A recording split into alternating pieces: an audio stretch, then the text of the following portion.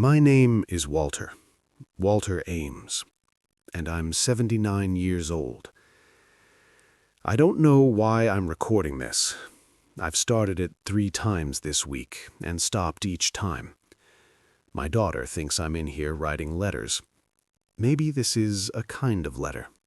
I'm not sure who it's for. There's a house on Dellwood Avenue. It's about 4 miles from where I live now.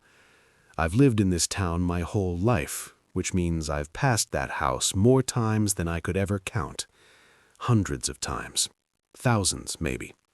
And every single time, even now at 79, with my knees the way they are and my memory sometimes slipping on small things, every time I turn onto Dellwood, something in my chest does something it doesn't do anywhere else. I don't slow down. I used to. Now I just feel it and keep driving. I want to talk about that house, not because I think it will help anyone.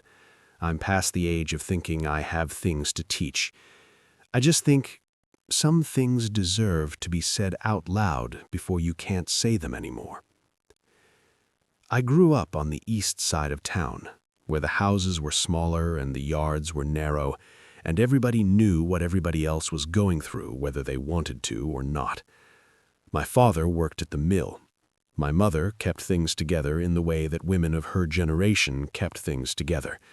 Quietly, completely, without anyone ever fully noticing. We weren't unhappy. I want to say that. I think that's important. We weren't an unhappy family. But there were silences in our house that I didn't understand until much later. Silences at the dinner table that felt thick. Silences between my parents that I mistook for peace. I was 17 when I met her. Her name was Carol. Carol Maitland, and she lived on Dellwood Avenue. I'm not going to tell you it was love the way people describe love in films. It wasn't like that. It was slower. It was more like I became aware of her the way you become aware of weather. Gradually, and then all at once, and then you can't imagine what the air felt like before. She had a laugh that started quiet and then took over the whole room. She thought deeply about small things, the way light moved through a window, the sound a screen door made, why certain songs stayed with you and others didn't. She wasn't dramatic about any of it. She just noticed. She was the first person I'd ever met who noticed things the way I did and wasn't embarrassed about it. We were young, 17, 18. We walked a lot. This town is a walking town if you know where to go, and we knew where to go. There was a stretch along the old railroad path that flooded every spring, and we'd go there after the water receded and find things the river had left behind. Odd things. Bottles, once a shoe, once what appeared to be half a chess set. She kept the pieces, put them on her windowsill. I don't know why I remember the chess pieces. I remember them clearly. What I didn't understand then, what I truly did not understand, was that I was already making a decision. I just didn't know it was a decision. I thought it was just time passing. I thought there was more of it ahead. There is always, when you are 17, the assumption of more. My father had opinions about things, about direction, about what a life should look like and in what order. College first, stability first. Don't get tangled up too soon, he used to say. And I don't blame him for that. He came from a generation that knew what happened when things came apart. He was trying to protect me from weight I hadn't earned yet. But I listened, and the listening looked, from the outside, like growing up. It looked responsible. It probably looked like the right thing. Carol went to school 2 states away. I went to the state university, 40 minutes from home. We wrote letters for a while.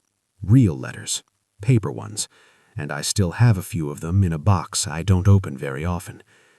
We called when we could. This was a different time.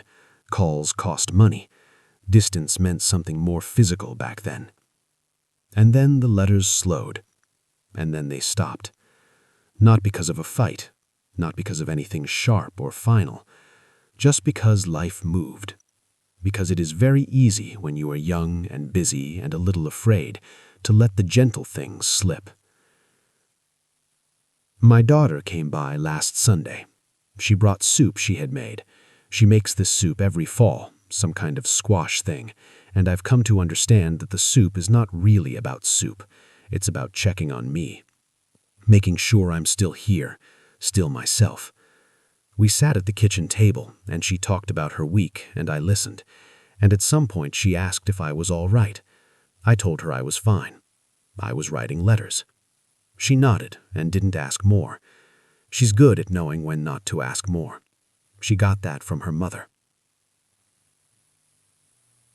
I'm going to keep driving past that house. I don't have plans to stop.